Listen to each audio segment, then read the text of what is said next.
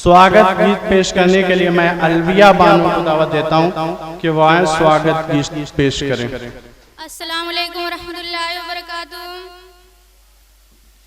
आज पर्व पावन है, हम खुशी से गाएंगे। आज पर्व पावन है, हम खुशी से गाएंगे।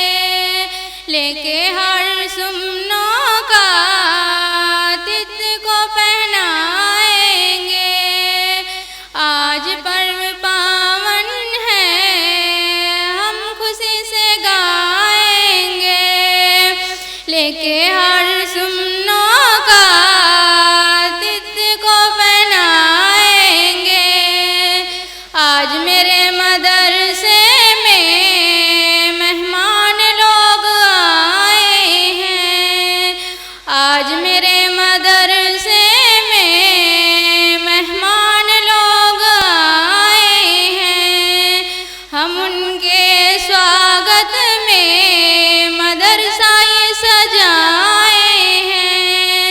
हम उनके स्वागत में मदरसा ये सजाए हैं। आज घड़ी सुंदर है, आज़ादी हम पाए हैं। आज घड़ी सुंदर है, आज़ादी हम पाए हैं। आज पर्व पावन है, हम खुशी से गाएंगे।